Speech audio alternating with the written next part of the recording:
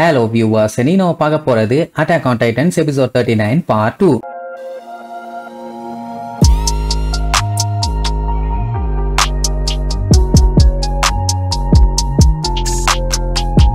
Open பண்ணா போன பாட்டுல பாவம் நம்ம ஏறன கோட்டை விட்டாங்க. இதுல இவங்க கூட இருந்த ஒரு 3 பேர் வேற செத்து போயிட்டாங்கல்ல. சோ எல்லாருமே ரொம்ப ஃபீல் பண்ணுவாங்க. அந்த டைம் அரவிந்த் பாத்தீங்கன்னா பேய் அடிச்ச மாதிரி இருப்பானா, என்னடா ஓகேவான்னு கேட்டா, ஜீனை கூப்பிட்டு நான் சில விஷயத்த அண்டர்ஸ்டாண்ட் பண்ண ட்ரை பண்றேன், ஆனா எனக்கு புரியவே இல்லம்பா. என்னடான்னு கேட்டா, இவனை காப்பாத்துறேன்னு சொல்லிட்டு கன் எடுத்து அந்த பொண்ணை சுட்டான்ல, அந்த டைம் அவன் சீக்கிரமா சுடாம லேட் பண்ணிட்டானோன்னு அவனுக்கு தோணுது. சரி அதனால என்னன்னு கேட்டா, இவன் லேட் பண்ணி சுட்டிருக்கான்னா அப்ப அந்த பொண்ணும் ஜீனை அது வரைக்கும் சுடாம தானே வச்சிருந்திருக்கா. அப்படின்னா இவன் மட்டும் இல்ல, அந்த பொண்ணுமே அவனை சுடுறதுக்காக தயங்கி இருக்கான். உடனே ஜீன் இருந்துட்டு, என்ன மன்னிச்சிரு, நான் தான் இதை பண்ணிருக்கணும், ஆனா நீ பண்ண வேண்டிய நிலைமைக்கு நான் உன்னைய தள்ளிட்டேன்பான். இப்ப அவனுக்கு அதெல்லாம் விஷயம் இல்ல, அவ ஜீனை சுடாம அவ பாட்டுக்கு வெயிட் பண்ணிட்டு இருந்திருக்கான்னா அவன் நல்லவளா தானே இருந்திருக்கணும். நான் தான் மனுஷ தன்மையே இல்லாம அவளை சுட்டுட்டேன் அப்படி இப்படின்னு சொல்லி பயங்கரமா ஃபீல் பண்ணுவான். லெவி பார்த்துட்டு, தம்பி அர்மீன், ஆல்ரெடி உன் கையில ரத்தக்கரை படிஞ்சிருச்சு, இனி நீ என்னதான் ஃபீல் பண்ணாலும் திருப்பி அதை சரி பண்ண முடியாதுன்னு உடனே மிகாசா இருந்துட்டு, எதுக்காக இப்படி சொல்றீங்க, அவனே ஆல்ரெடி கவலையில இருக்கான்னு சொல்லுவா. நீ இப்போ புது மனுஷனா மாறி இருக்க, நீ ஒன்னும் தப்பு பண்ணலையே, அந்த டைம்ல நீ அவளை சொல்லனா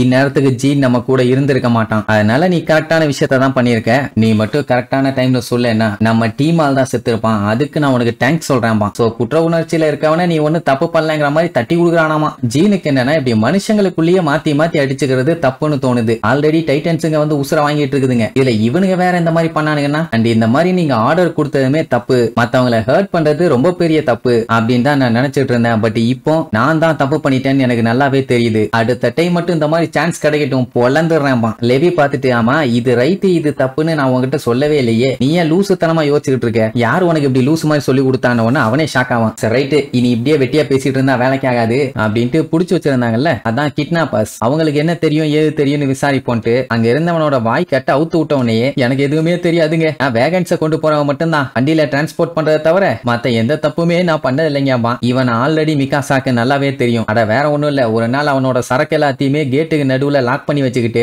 மக்கள் யாரையும் தப்பிச்சு போக விடாம படாத பாடுபடுத்திட்டு இருந்தான். அந்த டைம் மிகாசா தான் கத்திய நீட்டி, மவனே ஒழுங்கு மரியாதையா நவுண்டு போயிரு, இல்லன்னா உன்னைய பொலந்து கட்டிடுவேன், இவன் பேரு தான் டிமோ ரிவஸ். சரிப்பா, நீ எதுக்கு இப்படி கடத்தல் தொழில் அது இதுன்னு உள்ள வந்த, என்ன மேட்ரு அப்படின்னு கேட்டா, மிலிட்டரி போலீஸ் தான் இந்த மாதிரி பண்ண சொல்லி அவனுக்கு ஆர்டர் கொடுத்திருப்பாங்க, அப்படி மட்டும் இவன் பண்ணாம விட்டான்னா இவனோட ரிவஸ் கம்பெனி, இவனோட பையன், ஏன் அவன் கம்பெனில வேலை பார்க்கறவங்க எல்லாத்தையுமே அடையாளம் இல்லாம போட்டு தள்ளிடுவேன்னு சொல்லி மிரட்டி இருப்பானுங்க. அதனால தான் இந்த மாதிரி பண்ணேன்னு சொன்ன உடனே சரி ரைட் அவன்ட்டு அப்படியே பேச்சுவார்த்தை நடத்தி, எங்களுக்கு தேவை எரனும் கிறிஸ்டாவும் மட்டும் தான், அவங்க எங்க இருக்காங்கன்னு மட்டும் சொல்லிரு, பஞ்சாயத்து ஓவருமா, அப்படி பண்ணா என் கம்பெனியும் என்னோட எம்ப்ளாயிஸையும் காப்பாற்ற முடியுமான்னு கேட்டா, அதை லெவியால கேரண்டியா சொல்ல முடியாது, எங்க மேல நம்பிக்கை வச்சு நீ ஹெல்ப் பண்ணலாம் உடனே சரி ஓகே நீர்வான். அப்படியே கட் பண்ணா நைல் எர்வின்ட்ட பேசிட்டு அதுக்கப்புறம் அங்க இருந்து போவாரு. எப்பண்டா போவான்னு வெயிட் பண்ணிட்டு இருந்த நம்ம ஹாஞ்சி அடிச்சு புடிச்சு எர்வினை போய் மீட் பண்ணி, சிச்சுவேஷன் ரொம்ப மோசமா போயிட்டு இருக்குது, ஃபர்ஸ்ட் எரனையும் ஹிஸ்டோரியாவையும் கடத்திட்டு போயிட்டாங்க, அதுக்கப்புறம் நம்ம டீம்ல இருந்த 3 மெம்பர்ஸ் சுட்டு கொண்டிருக்காங்க, லெவி கிட்ட எப்படியாச்சும் அவங்க இருக்க லொகேஷனை கண்டுபிடிக்க சொல்லியிருக்கேன் அப்படின்ட்டு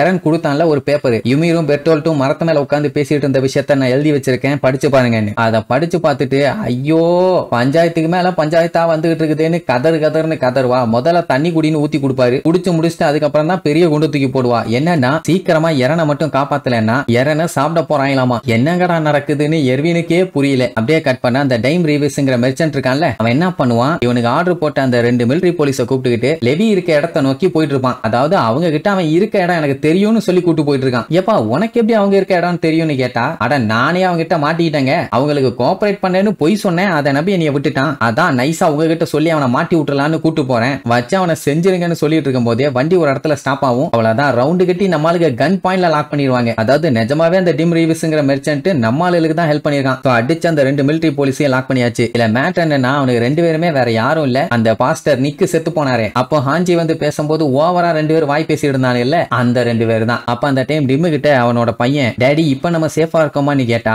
யாருக்கு தெரியும் பானா, அப்புறம் ஏன்டா டேடி இந்த மாதிரி முட்டாள்தனமா பண்ண, ஊசாடா டாடி நீன்னு கேட்டவனே மண்டேலே ஒரு போட்டு நல்லா கேட்டுக்க, ஒரு மெர்ச்சன்ட் எப்பவுமே ஷார்ட் டேர்ம் கோலுக்காக யோசிக்க கூடாது, அதாவது இமீடியட்டா ப்ராஃபிட் கிடைக்கணும்னு சொல்லி யோசிக்கவே கூடாது, அப்படி பண்ணா அது கண்டிப்பா நம்மள நட்டத்துக்கு தான் தள்ளி விடும். நம்ம போடுற பிளான் லாங் டேர்முக்கு நிக்குமா, அதை வச்சுதான்டா நான் பிளான் பண்ணும், உனக்கு ஒரு சான்ஸ் சான்ஸ் கிடைக்குதுன்னு தெரிஞ்சதுன்னா அந்த சான்ஸை என்னைக்குமே விட்டுறாத, நல்லா கெட்டியா புடிச்சுக்காம்பான். அவன் பையனுக்கு புரியல, பட் இருந்தாலும் சரி டேடிம்பான். அதே டைம் அங்க தூக்கிட்டு போனாங்கல்ல, அதுல ஹாஞ்சி கிட்ட ஓவரா வாய் பேசிட்டு இருந்தானே, அவனை உட்கார வச்சு நம்ம லெவி நல்லா பயங்கரமா டார்ச்சர் பண்ணிருக்கான். ஆனா இருந்தாலும் எனக்கு இது புதுசுப்பா, பழக்கம் இல்லாம ஹாஞ்சி வந்துட்டு இன்னும் என்னடா கிண்டிட்டு இருக்க, எனக்கு மட்டும் என்ன இது புதுசா, பட் இருந்தாலும் நாங்க கத்துக்கிறோம், கொஞ்சம் கோஆபரேட் பண்றியா ராஜான்ட்டு கட்டிங் பிளேடோட வந்து நிப்பா. அவன் புலம்பி தள்ளுவான், உங்களுக்கு என்ன வேணும்னு கேட்காமயே என்னைய கண்டபடி டார்ச்சர் பண்ணிட்டு இருக்கீங்களே, என்னதான் வேணும்னு கேட்டு தொலைங்காம்பா. அட எங்களுக்கும் கேட்கணும்னு ஆசையாதான்ப்பா இருக்குது, நான் அதுக்கப்புறம் மாட்டேன்னு சொல்லி உன்னைய கொடுமைப்படுத்தி எதுக்கு வேஸ்ட் ஆஃப் டைம், அதான் முதல்லயே கொடுமைப்படுத்திட்டு கடைசியில கேள்வி கேட்டுக்கலான்னு பார்த்தோம். சரி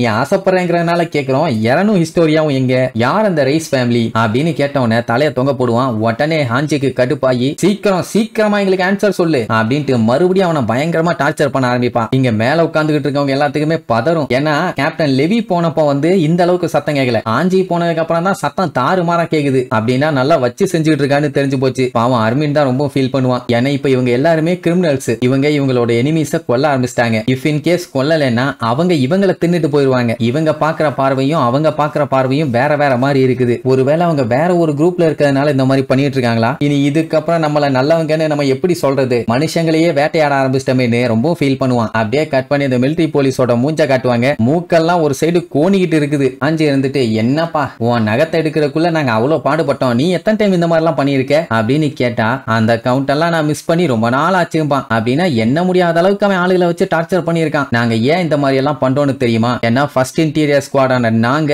எங்க கைகள்ல ரத்தக்கரைய பார்த்தாதான் இந்த உலகத்துல பீஸ்னு ஒண்ணு இருக்கும். அது மட்டும் இல்லாம இவங்க இந்த மாதிரி பாஸ்டரை மட்டும் கொண்டதில்ல, ஒரு டீச்சர் இந்த வாளோட ரகசியத்தை கண்டுபிடிக்க ட்ரை பண்ணிருக்கான், அவனை போட்டு தள்ளிட்டாங்க. அதுக்கப்புறம் ஒரு கப்பல்ஸ் என்ன பண்ணிருக்காங்க, ஏர் பலூன் ஒன்ன உருவாக்கி இங்க இருந்து எஸ்கேப் ஆகி போயிடலான்னு ட்ரை பண்ணிருக்காங்க, அவங்களையும் சுட்டு கொண்டிருக்காங்க. அந்த மாதிரி ஆளுங்க எல்லாத்தையுமே போட்டு தள்ளதுனால தான் மனித குலமே இன்னைக்கு காப்பாற்றப்பட்டிருக்குது. அதுக்கு முதல்ல நீங்க எங்களுக்கு தேங்க்ஸ் தான்டா சொல்லி இருக்கணும். இந்த மாதிரி டார்ச்சர் பண்ணி சந்தோஷப்படுற ஆளுங்க யாரையுமே நான் பார்த்தது இல்ல, நீங்க தான்டா இப்படி பண்ணிட்டு இருக்கீங்க, நீங்க எல்லாம் மனுஷங்களே கிடையாது, மான்ஸ்டர்ஸ். ஆனா அதுக்காக நான் பயப்படவே மாட்டேன். ஏன்னா எனக்கு கிங் மேல நம்பிக்கை இருக்குது. ஒருதான் அந்த வால்ஸ வச்சு அமைதியை கொண்டு வந்திருக்காரு, எனக்கு அவர் மேல முழு நம்பிக்கை இருக்குது. அந்த ஒரு விஷயத்துக்காக அங்க பண்ணது எல்லாமே ஜஸ்டிஃபை ஆயிருச்சு அப்படின்னு அவன் பண்ணது தப்பு இல்லங்கிற மாதிரி சொல்றான். அது மட்டும் இல்லாம இந்த மாதிரி எல்லாம் டார்ச்சர் பண்ணா இவ்வளவு வலிக்கும்னு எனக்கு தெரியாது, இப்பதான் நான் இதை அனுபவிக்கிறேன். பரவாயில்ல, நான் சாகுற வரைக்கும் நீ நல்லா டார்ச்சர் பண்ணுங்க, சொல்ல போனா நானே சாக வேண்டியவன் தான், நான் பண்ண கொடுமைகளுக்கு இதெல்லாம் நான் அனுபவிக்கணும் தான் அப்படிங்கிற மாதிரி சாகறக்கே தயாராயிட்டான். லெவிக்கு தெரிஞ்ச போச்சு இதுக்கப்புறம் இவங்கிட்ட ஒரு சுக்கும் பிரோஜனம் இல்லைன்னு. அவனை ஹாஞ்சி பொழந்து கட்டணும்னு தான் இருந்தா, ஆனா அவன் பேசினெல்லாம் கேட்ட உடனே அவளுக்கே கொஞ்சம் கஷ்டமாயிருச்சு. சோ அப்படி வெளியில போனவங்க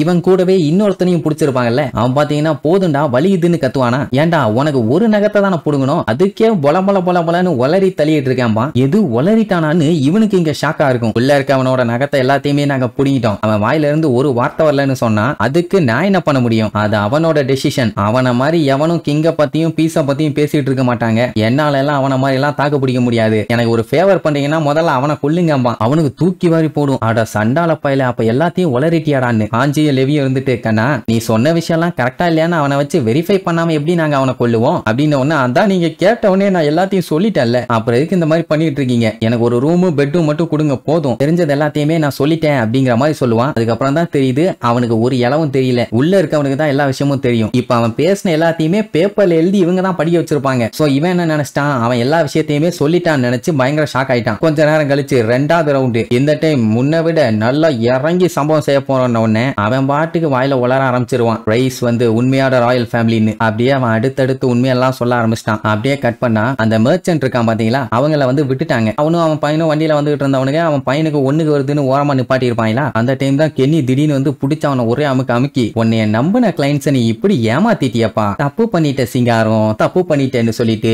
கழுத்துல ஒரே போடு, அவ்வளவுதான் அவன் காலி. ஏன் கென்னி அவங்கிட்ட லெவியோட லொகேஷனை கேட்காம ஏன் அவனை கொன்னீங்க, கேட்டிருந்தா மேட்டர் தெரிஞ்சிருக்கும்லன்னு சொல்லுவா. அதெல்லாம் ஒண்ணு வேண்டாம், அவனே நம்மள தேடி வருவான். எப்படி சொல்றீங்கன்னு கேட்டா அவனை நான் நல்லா உசு பேத்தி விட்டுட்டேன், அவன் எப்படி என்னன்னு எனக்கு நல்லாவே தெரியும், நான் பாத்துக்கிறேன்னு சொல்லிட்டு அவன் பாட்டு கிளம்பிடுவான். அப்ப அவன் பையனை காட்டுறாங்க, அவங்க அப்பாவை கழுத்தறுத்து போட்டதை இவன் ஓரமா நின்னு பாத்துட்டான். ஆனா சத்தம் போடாம வாயை நல்லா இறுக்கி பொத்திக்குவான். கத்தி இருந்தானா இவனையும் போட்டு தள்ளியிருப்பாங்க. இங்க அவன் உண்மையை சொன்னால அந்த உண்மையை வந்து நம்மள கிட்ட சொல்லிட்டு இருப்பாங்க. அதாவது உண்மையான ராயல் ஃபேமிலி ரைஸ் மட்டும் இல்லாம அந்த சிம்மாசனத்துல அடுத்து உட்கார போறது யாருன்னு பாத்தீங்கன்னா நம்ம கிறிஸ்டா தான், அதாவது ஹிஸ்டோரியா. இறனையும் ஹிஸ்டோரியாவையும் இப்ப தூக்கிட்டு போனது ராட் ரைஸ்ங்கிறவர் தான், அது வேற யாரும் இல்ல இந்த ஆள் தான் சொல்லி போட்டோவை காட்டுவாங்க. அதே நேரம் ஹிஸ்டோரியா அந்த ராட் ரைஸை மீட் பண்ணிட்டா. அவ இவளை பார்த்த உடனே என் பொண்ணு எனக்கு கிடைச்சிட்டா, எல்லாத்துக்கும் நீ மன்னிச்சிருமான்னு சொல்லி கட்டி பிடிச்சு ரொம்ப ஃபீல் பண்ணுவா. பண்ணுவாரு. இது எல்லாத்தையுமே நம்ம இரணு அப்படியே பேன்னு பாத்துக்கிட்டு இருப்பான். அவனுக்கே என்ன நடக்குதுன்னு ஒண்ணும் புரியல. சரி, இனி இதுக்கப்புறம் நம்ம ஆளுங்க இரணை கண்டுபிடிச்சாங்களா இல்லையா, வேற என்னென்னலாம் இவங்க ட்விஸ்ட் வைக்க போறாங்கன்னு அடுத்தடுத்த எபிசோட்ல பார்க்கலாம். டாடா.